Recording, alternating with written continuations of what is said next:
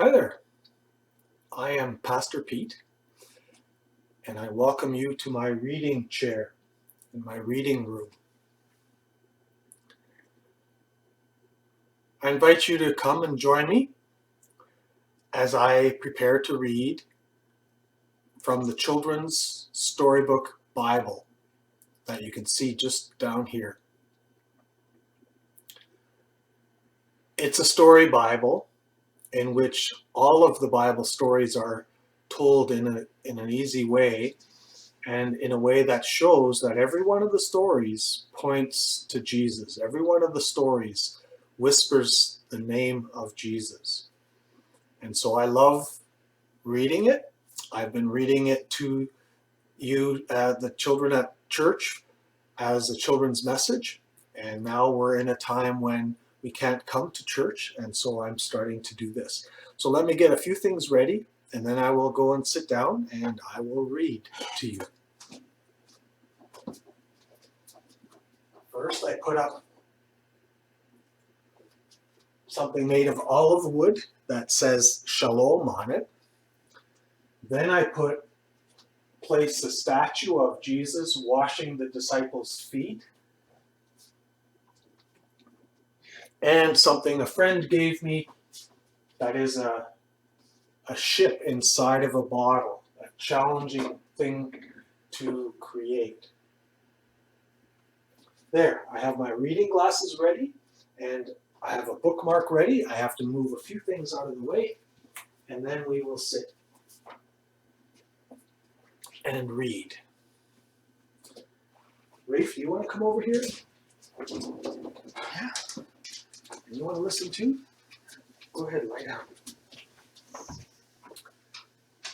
The Jesus Storybook Bible. Every story whispers his name. Hey, welcome to another reading from the Jesus Storybook Bible. This book right here. I'm going to pick up where we left off last lesson, where we had been reading about Moses and the burning bush and God's call to him to go and rescue his people, and how he brought a message of 10 warnings or plagues to Pharaoh, the king of Egypt, the one who kept God's people as slaves, and how Pharaoh just scoffed at that and said, no way, I'm letting the people go. And so that's where we finished.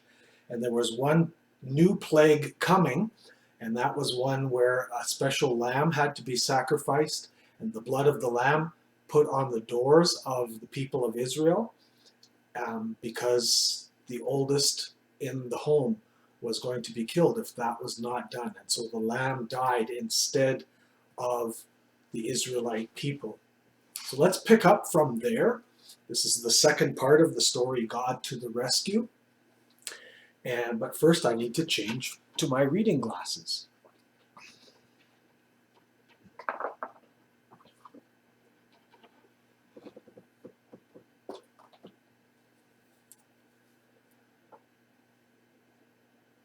When God passes over your house, Moses explained, God will see the blood of the lamb and know that the lamb died to keep you safe. That night, it was just as God had said. Suddenly, piercing the darkness, echoing down the corridors of the palace, came a blood-curdling scream. Pharaoh's oldest son had died. At last, Pharaoh did what God said. Get out, Pharaoh shouted. Just go. Here's a picture of Pharaoh on his knees, screaming in the palace. And so that very night, Moses and God's people fled out of Egypt and out of slavery. They were free at last. God's people would always remember this great rescue and call it Passover, But an even greater rescue was coming.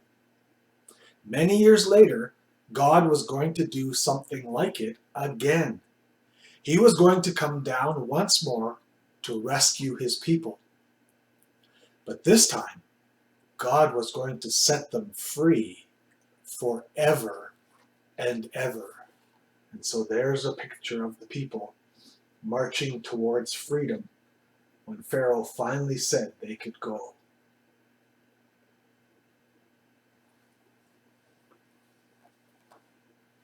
Shalom and serenity. Until next time.